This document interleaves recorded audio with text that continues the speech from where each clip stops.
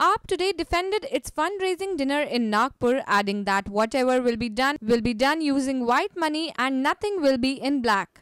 Aam Aadmi Party will be organizing a fundraising dinner with its national president Arvind Kejriwal as the host. The price will be Rs 10,000 per person on March 13th. It will be held at a luxury hotel in Sadar. It is expected that at least 200 people will attend the event. Among those who will be present will be Nagpur Lok Sabha candidate Anjali Damania.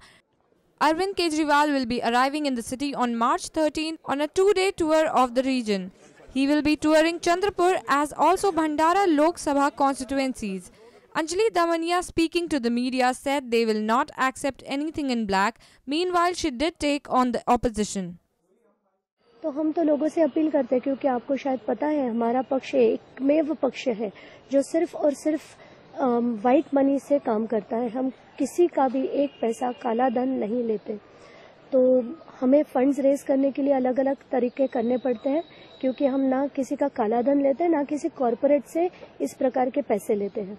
तो हमने सोचा है कि लोगों से 10-10 हज़ार रुपये हम अगर लेते हैं तो ऐसे डोनर्स की हमने एक डिनर मीटिंग बुलाई है, और मुझे नहीं लगता उसमें कोई भी गलत बात है, क्योंकि आज मैंने सुना है कि ऑपोजिशन उस पर बहुत कुछ करने की कोशिश कर रहे हैं।